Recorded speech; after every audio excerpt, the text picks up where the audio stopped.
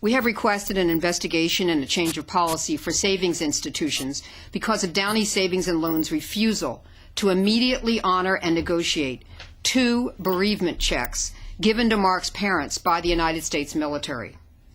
Mark Rettmeyer volunteered to be assigned to Afghanistan and was sent there in January 2008 as a Navy medic. On June 18, 2008, a bereavement team arrived at Joy and Stephen Rettmeyer's residence in Hemet, California, and informed them that their son had been killed in action on that day in the War on Terrorism, Operation Enduring Freedom, in Afghanistan. As you might expect, Mark's parents and grandparents were devastated and distraught by the news and the sudden loss of their wonderful, heroic son. Mark was loved by all, and the local newspaper ran an extensive article about Mark's death and the devastating effect his death had on his family and loved ones. On June 19, 2008, the bereavement team returned to our client's home and gave them 2 United States Treasury checks of $50,000 each for a total of $100,000 as bereavement pay to help them alleviate any immediate cash needs that they may have as a result of the death, including to defray the costs of Mark's funeral. On June 20, 2008, at approximately 3:00 p.m., Joy and Stephen Rettmeyer went to Downey and Savings and Loan, Hemet branch, to deposit the aforesaid 2 United States Treasury checks into their checking account so that they could immediately withdraw a portion of the funds necessary for Mark's funeral. When they arrived at Downey Savings and Loan, our clients were informed by the teller that the bank manager had instructed the teller to put a hold on the 2 checks until at least July 1st to verify, quote, verify the authenticity of the checks, end quote. Our clients pleaded with the teller to contact the military to verify that the checks were authentic and were delivered to them by the bereavement team, and that they needed the money immediately to make arrangements for Mark's funeral, informing Downey's representative that Mark had been killed in action in Afghanistan and that the funeral would be held on June 25th. These pleas went unheeded, and they were told that Downey Savings and Loan would not immediately negotiate their checks, nor would they alter their hold policy. Joy and Stephen Rettmeyer were faced with a dilemma of not only having to cope with their son's sudden death in service to his country in action in Afghanistan, but also with a situation where they did not have funds available to bury their son and make arrangements for the family and friends that they anticipated would attend the funeral. Downey's refusal to cash the checks only exacerbated the immense pain and suffering that they were experiencing. Our clients were so upset at Downey Savings and Loan's refusal to honor the United States Treasury bereavement checks and Downey Savings and Loan's refusal to make any effort whatsoever to immediately verify the authenticity of those checks with the military, that they took the checks with them and went to the military recruitment office near the Downey Savings and Loan branch in question and spoke with some of the officers in that recruitment office about the situation. One of the military officers was so disturbed and upset at Downey Savings and Loan's refusal to immediately negotiate the 2 bereavement checks in question that she telephoned Downey Savings and Loan's corporate offices and spoke to someone there.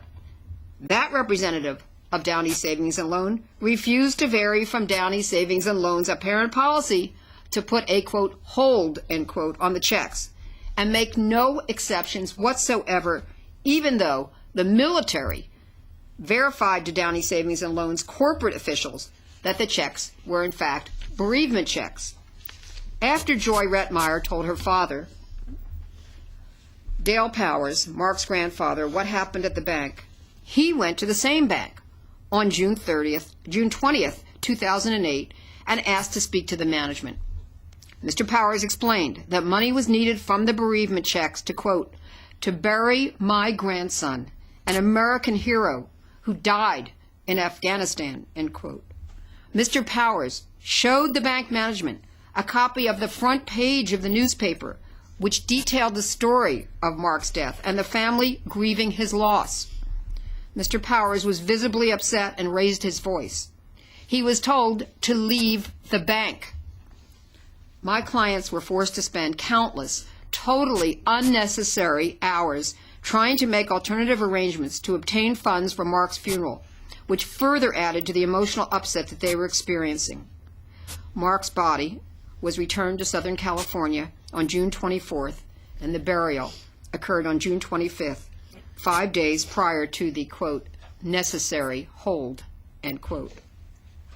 It is shameful that parents of a child killed in action are treated by a regulated savings and loan as if they were potential criminals by requiring that government-issued bereavement checks be held to verify the authenticity of those checks before those checks can be cashed.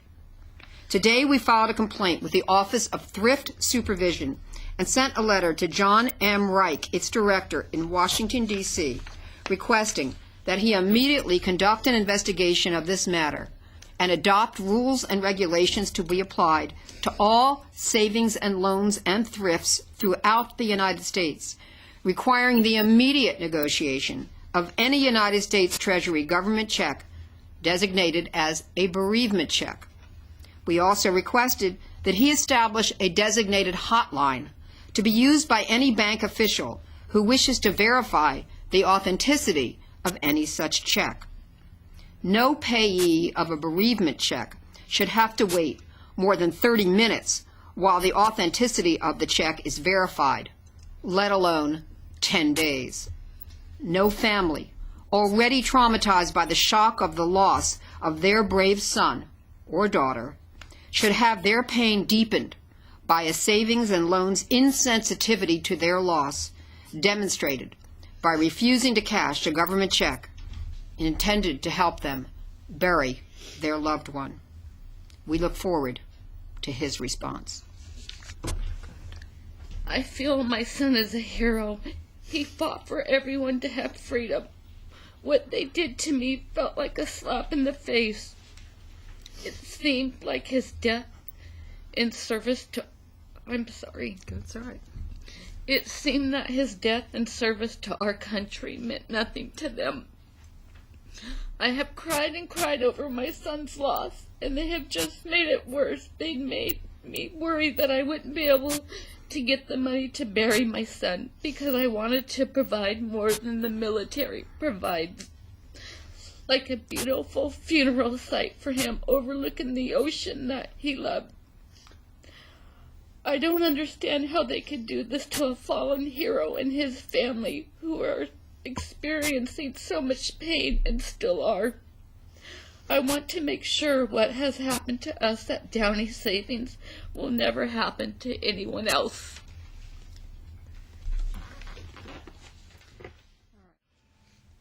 When Mark was born, I retired.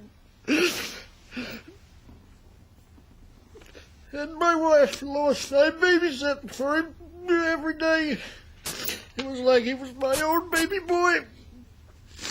He was my first grandchild, and I still can't believe he's not coming back.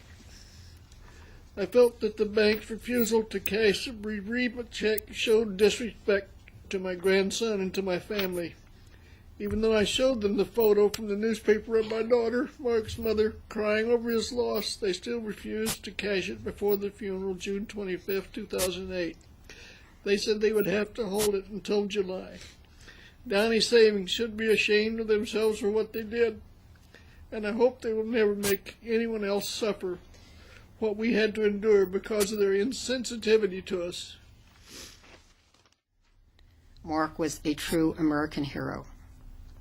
We have evidence that he knew his mission was dangerous and that he volunteered for that particular mission, his last mission, to take the place of another Navy military person who had just had a baby, a son. He thought that he should take the risk instead of another service member who had a family. He took that risk, and he lost his life. And by the way, it was the Taliban. So we'll be happy. Really, just an apology from the bank is not sufficient as far as we're concerned. We really need a change of policy to protect other families from having to go through this in their time of grief. Just not anything that should ever happen again.